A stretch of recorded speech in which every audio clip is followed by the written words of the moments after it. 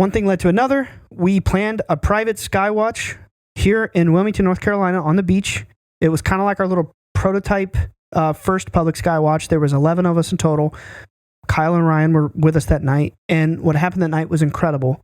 It was very shocking to me because the level of intensity of the orb experiences that we all witnessed together were far beyond what I ever expected the phenomenon would be willing to reveal to people coming out to meet us at a public space. I mean, it was some pretty spectacular light displays that night. So without further ado, I wanted to bring on Kyle and Ryan to help me tell that story. So I guess we'll go around. Kyle, if you want to. Yeah. It was an amazing night. You invited us out. I think it was 11 of us total. And first skywatch I've ever been to. It was the first public skywatch. But you've seen something before that night, I did right? come in with a handful of experiences on my own. But what I saw that night was unbelievable. It was something, I'd say it was biblical. It was just, so many orbs everywhere. But I really got caught up in the moment because I'm watching Chris. I wanted to see, how he operates, his process for this. So, I'm watching him and, seeing him go into like a prayerful, meditative state. It was very surreal to watch. And of course, as we get into it, orbs start appearing. They're everywhere. And, I'm sitting right next to him and I'm looking up and showing where he's pointing. And he would say, there's going to be an orb right there. And then right as he says right there, an orb appears out of the blue, like in the middle of the sky. And then he says, oh, there's another one next to it. And he points to it. And then another one appears immediately. And then, for almost 2 hours, this goes on, just orbs, coming from different directions, getting brighter when they pass each other. We saw one that was down on the horizon over the ocean. It was a different color. It was orange. It was really incredible because when Chris would give his attention to any specific orb, it would brighten up. And then when he moved his attention away or talked about something else, it would go dim. And then he'd go back to it and it would get bright again. So it was just this really incredible connection. There was just so much activity for two hours. And at least, yeah. Yeah, it was 2 hours. It was a long time. And it's kind of reality bending because, my experience is when I go in the backyard, maybe to the sky watch on my own, I look in the sky, you see stars and you see airplanes and if you're lucky, maybe you'll see an orb and your rational brain kind of wants to go to that spot where, it says, okay, well, maybe that was an airplane. Maybe that was a star or something. Well, this was the exact opposite. I'm watching orbs for 2 hours and the reality is orbs. And then now I'm starting to, after 2 hours, I'm looking at airplanes saying, is that an orb? Or is that, and, I really had to bring myself back to reality, say, oh, that's an airplane. That's an airplane, not an orb. Yeah. So that was my experience. Of course, the most fantastic thing it was all fantastic. But, Chris had told us that the phenomenon always says good night or goodbye. Yeah. And, we're, it's the end of the night, it's the end of the sky watch, and we're all getting ready to take a photo together. And we're all feeling good, we're all happy. And they take the final photo. And immediately as they take the photo, a huge, blue-white orb shoots down very close, vertically, straight down into the ocean. It doesn't go into the ocean, but it disappears at the ocean level. So, that was the most spectacular thing I ever saw. I mean, how'd you feel about it? Yeah, you pretty much said everything, but I, on the other hand, had never had an experience like that before. So coming into this being a first timer, as you mentioned, a lot of times when you're sitting at home sky watching by yourself, you're like, is that an airplane? I'm not sure. There was no doubt this night. They were doing zigzags. They were dropping straight down. Like you said, there was an orange one right above the ocean.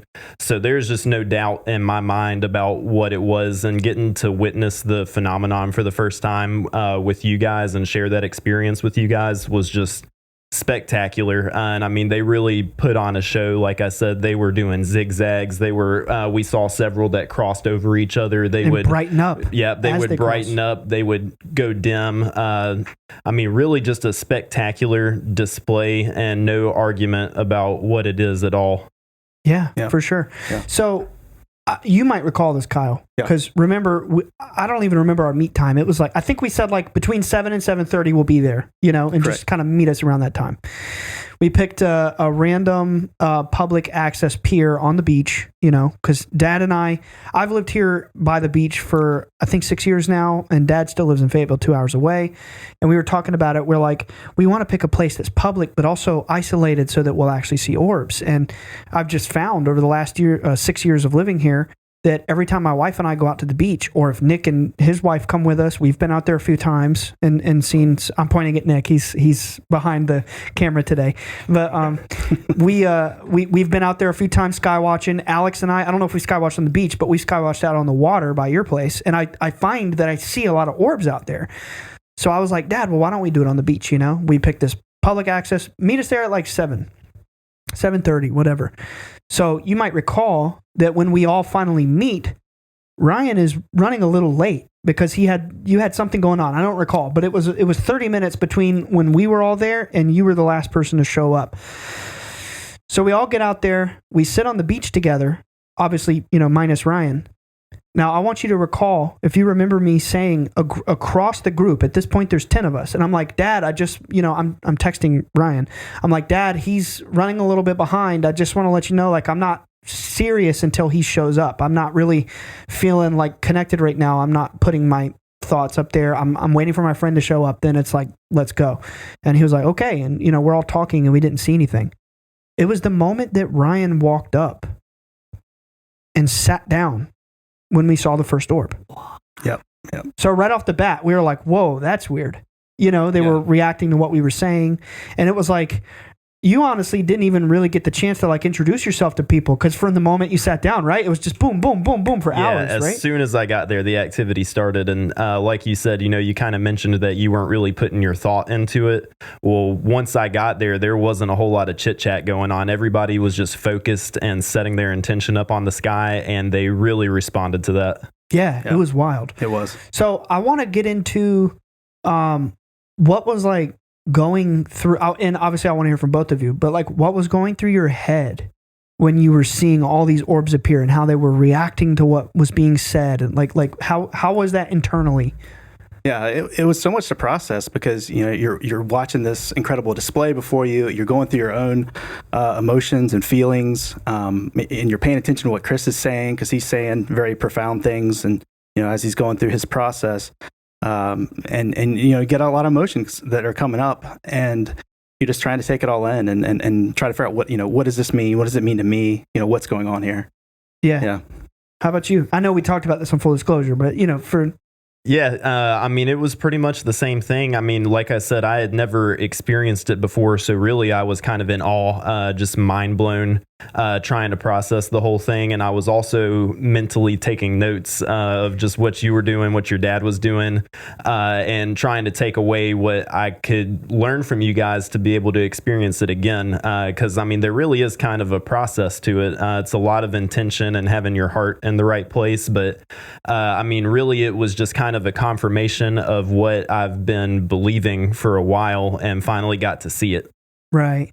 Yep. So keep in mind, it's like we've been for many years combined, me and my whole family, for many years combined, we've been going out there trying to open people up to this, explain this to people. And before the History Channel show, it was kind of like this air of like trying to vindicate ourselves and like, no, you got to believe us. But now it's more so like that's past, and it's like really just trying to help people develop the connection. It's like the proof is there. It's like, but anyway, I want you to be mindful of the fact that it's very hard coming from being in the position of this happening all the time and trying to perfectly convey every little detail. So like, if you don't mind, like what were some of the things you noticed that we were saying or doing that the phenomenon was responding to? Sure. Yeah. The most obvious one was the word Holy Spirit. Anytime Chris would say Holy Spirit, they would get exceptionally bright, and maybe multiple ones across the sky in coordination with each other. That was the most, powerful display that I saw.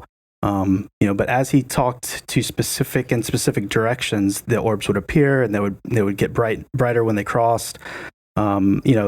there was different types of displays. There was zigzagging swimmer types, streakers, which is flew fast across the sky like a shooting star. Like a shooting star. Orbs. Yeah. I think at one point Chris asked if we could have like a lower display, like if something would come down lower, and almost immediately something shoots across. It's like a shooting star, but it's 20 feet over our head, which is what he asked for. So that's the little things that I noticed. How about you? To me, a big thing was gratitude. Was every time they put on a display, your dad would thank them. Yes. And also just asking for them to put on a show for us. I actually, like I said, was taking notes, and I went home and about a week later had an experience of my own for the first time, just by myself. And I tried to repeat the process of what I had seen your dad do. I was outside and I was looking up at the sky, and I said, "Holy Spirit, if it's your will you please show yourself to me?" And I just set my intention up there, and sure enough, I have an orb show up, and it starts getting brighter and dimming back out and getting brighter, and really just being grateful, having your heart in the right place, having the intention, and just focusing really were the biggest things to me. Wow, that's powerful. That's really cool, man. Yeah. I found out right away that, you have this tendency that you're out there together and you want to enjoy each other's company and, talk. But, when everyone focused and everyone had their intention in the right way, and just like what Ryan just said, that's when you saw the most activity. And you know what? I forgot to even mention this part, but do you remember when we first got there, the entire sky was filled with clouds? Yeah. And for a while, we were all like, what can we do about this? And my dad, because he's friends with Colonel John Alexander of, Project Stargate and, like the movie The Men Who Stare at Goats and whatnot, they have this concept called cloud busting, where, you project your intentions out to the clouds. And it's like, that's the kind of thing, like, it's a cool concept. I believe it works, but you can't really, there's no meter in your brain that's like, oh, it's working, it's intuitive, but I gotta say, correct me if I'm wrong here. It definitely worked. Go ahead. Yeah, go ahead. No, that was all I was going to say is, it worked. Like Ryan said, it was really cloudy and overcast when we first got out there. And it cleared right on up. And by the end of the night, man, there wasn't a cloud in sight. Yeah. I watched that. That was the first thing Chris did, I think, when he got out there, is he looked at the sky. Focus on the clouds, everybody. He asked, that they clear up. They were incredibly dense. That you could not see through anywhere. And it was from horizon to horizon, basically. And sure enough, they started to break up immediately. And then within an hour, maybe hour and a half, they were completely gone. And I was amazed. I was like, wow, it did not look like it was going to clear up initially. So I have to believe that had some effect. Yeah. It seems that way, right? Yeah. It's like, again, there's no physical metric here, but it's like, the last few times that Dad and I, in any setting, whether it's with you guys or it's just me and him, or I think this episode may be out by now, but we just recorded with our friend Molly, who we tell the story how she came out. We did it with them too. It's like focus on the cloud busting, and we go from a sky that's fully clouded to no clouds and orbs just bang, bang, bang, bang. But yeah, it was crazy. It does seem there's something to that, projecting your intentions up to the sky beyond just the orbs. Yes. Yeah. But are you comfortable talking about your first orb experience? Sure, yeah, I can definitely talk about that. My first orb experience was approximately 2 to 3 years ago. I had never seen anything before that, and it came on the tail of encountering your family story. Mm-hmm. And I was was basically a stranger. It was a family member that I didn't know very well, and we were sitting in a beach house and one evening, and we were just talking and chatting, and I was kind of having a realization that what UFOs are, that there's more to it than, your normal narrative you hear. And so I was talking to this other person, and as we get into the conversation, I was telling her about Chris, and I was telling her, how my thoughts had changed. And I looked down, or she actually brought it up to me. She's like, "Oh my God, I got, chills on my arm. You're really, making me amazed at what you're saying." And at that moment, we're talking a little bit more.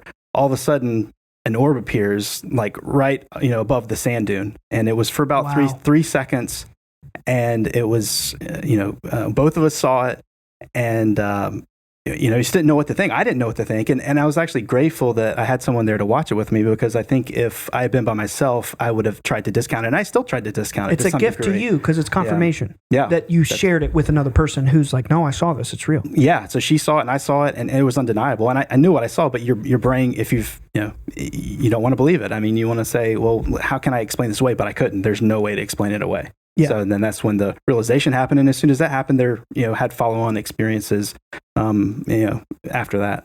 I definitely feel like it was meant to be, that we were all supposed to have met the way we did. I mean, the way I met you guys, I met you through the Discord, naturally. Yep. And I should say, Alex is like, plug the Discord. I'm just being candid about it. But we do have a Patreon, bledsoesaidso.com/Patreon. I would be remiss if I didn't, say, drop that in there. And we have this amazing Discord community, and they're both in it, but it's kind of the reverse. Like, I met you through the Discord, but then I met you and you got into the Discord. Yep. Right. So like, met Kyle through the Discord. Actually, I think you hit up Alex first. That's right. Yeah. And Alex was coming to me. He's like, there's this guy, Kyle, super nice guy. And he lives 45 minutes away. Let's go to lunch. And we went to lunch. It was about a year ago, right? Yeah, it has been. It's been about a year. Quite a while. Yeah. And we went to lunch, just super good vibe. I mean, me and Alex were both like, man, what a nice guy, like, we definitely got to do that again. Unfortunately, we just had our second lunch today, but, things get busy and, everything goes to the wayside. But in the back of our head, we're always like, man, Kyle's a really cool guy. Like, got to hang out again. Alex and I are always talking like, sometime we got to do that again, Yeah. And then the way we met Ryan was really weird, because Nick and I were going to like, basically like a vape shop down the street, just like a regular run-of-the-mill strip mall kind of place.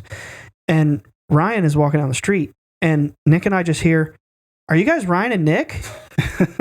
And we're like, "Yes." And it's like the expectation in that moment. You don't just get approached on the street. It's like, are we being jumped? Are we being, are we being arrested? Like, I don't know. It's just like the things that go through your head. And then we turn, it's all Ryan. He's like, from Bledsoe said so. You guys are Ryan. And we hit it off. And like, the thing I remember the most from that encounter was, I have always had this philosophy, like, when you meet people who, you always hear like, don't meet your heroes, right? You just always hear it. Like, you meet somebody online or whoever that you've been interested in their material, and it's like, don't meet your heroes. So I've always had the opposite philosophy. Like, whenever you have the amazing chance to meet somebody who's been aware of you through, your story on TV or online or whatever, make it as memorable and compassionate as possible. So I was just like, give me a hug, dude. Let's get a picture. And I just remember hugging you, and we were both shaking from the energy of like how electric it was, having met just by complete coincidence. And it was I was like, dude, I know I was supposed to meet this guy. I know I was supposed to meet Kyle. Fast forward a little bit. So Dad's like, yeah, we'll do it in Wilmington. We'll do the Skywatch. I got 3 or 4 people. And I was like, all right, I got 3 or 4 people. Invited Kyle and Ryan. My third couldn't show. And I don't know, man. I mean, correct me if I'm wrong, but it feels like that night was some sort of convergence point in all of us having. Absolutely. For some reason, we were supposed to be there, experiencing that together. Yeah. And I felt like I've been experiencing that for, a couple of years, like all these strange synchronicities that are lining up. And I know you had something, you had a dream, right? About. Yeah. So actually, whenever I met Ryan, I had dreamt a couple of weeks beforehand that I was going to run into you, because I'd been following the podcast since it came out. I knew that you were here local, and I had a dream that I was just going to run into you. And sure enough, one day I'm at work walking over to Jersey Mike's to grab a sandwich on my lunch break, and there you are. And I mean, you called it a coincidence, but man, I believe that there's no such thing as a coincidence. I think it's all led up to this moment. Yeah.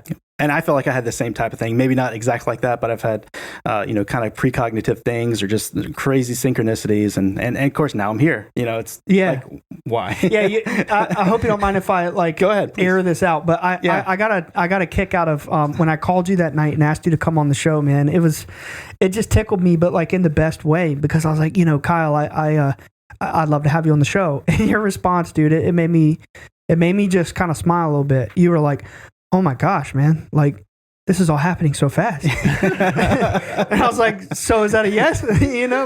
Yeah. I mean, just when you invited me out to the Skywatch, I mean, it just blew me away, because, I've been looking for opportunity, and obviously just the opportunity to go Skywatch with Chris is incredible. And I was just really grateful to have been offered to come out. I mean, how often does that come along for people to have an experience like that? So and you know, there wasn't a lot of details at the time when you told me, and Right. and so I went out there. I was like, oh, maybe there's going to be 50 or 100 people here or something like that, and there was just, you know, it was 6 of us, and I felt, you know, it was very personal. Of course, when we got there, you immediately told me, hey, go sit right next to Dad, which I appreciate that, you know, heads up, you know, and if I may, yeah. Ryan and Kyle were both being really, I guess, like, I don't know how to say, you were being very polite. I could sense that both of you were hesitant about, like, first of all, you showed up late and we'd all been chatting, and then it was like Orbs start, so you didn't really get a chance to introduce yourself even, and it was dark. Kyle had been there for a little bit, but I got the sense both of you were being like polite about like crowding him out or you know, sitting too close to him or whatever. But see, me, I'm like, all these other people, you know, wonderful people, nice people, but I was like, I don't know them. Dad invited them. I invited these guys. I'm like, I'm trying to guide them through like the best possible experience. And we had a circle on the beach in the dark too.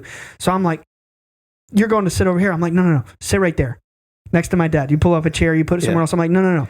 Sit right there. Like, I plucked you both, and I made sure you sat right there so you could hear everything. That was great advice. Yeah. Yeah. I'm glad I took it, because I mean, you're on the beach, so it's really hard to hear. And you know, I'm sitting right, you know, neck to neck with your dad, and so I'm seeing exactly where he's pointing, and I'm hearing everything he's saying, and getting a really close look at you know, this process that he goes through, and it's just fantastic, and just blew me away. My original thoughts when I saw him start this process of you know, this prayerful type meditative, you know, asking, you know, I was like, man, this is really intense and authentic, and you know, it's a special type of, you know, prayer that I've never heard before. It just stood out to me as being, you know, incredibly special. Yeah. And I did call to your attention that night too. I was like, you know, this is the stuff that History Channel cut out. Yeah. You know, it's like, for whatever reason, I mean, they have their things that they have to hit and their editing and, you know, how they want to present it. But like, everything you saw that night is exactly the same as, you know, the process of getting into it. And then, you know, his brain waves and all that. They only showed a few minutes of that, but they had 100 hours of footage, you know, and there was a lot of prayer, a lot of exactly what you saw was exactly what it was that had those orbs appearing, and it was all cut out. So like, it was really cool that you guys got to see the process. Yeah. You know, so like, what can you recall? I know you kind of hinted at it, but like, well, the strange thing is, you know, he's talking most of the time throughout the 2 hours, but I really can't recall a specific thing that he said, but it was just all very profound. And he's, you know, and you saw a little bit of that on Beyond Skinwalker, as far as, you know, how he does some of that, but you don't see it super up close. And, right. And that's what I got to see. You know, but it's hard to characterize, because it just was something that it was completely new and unique to me. How did you feel about? Did you get a close enough view of? Yeah, absolutely. So to me, it was, I had a similar experience. You know, I don't specifically recall a lot of what he said. I just remember tidbits here and there. But what stood out to me most of what he was saying was whenever he would utter the words Holy Spirit, or he even mentioned Ruach once, you know, they would respond to it. And so I was really just trying to pay as close attention as I could to the process, because that's one thing, like you said, you don't see that on a lot of the stuff that they put out about it. And so I'm really just trying to take away, like, what is it that he does to be able to produce these results? Because that was one of the things I was most interested in going into it, never having an experience of my own. I wanted to know what I could take back home to be able to see it again. And it worked. It did. Yeah. That's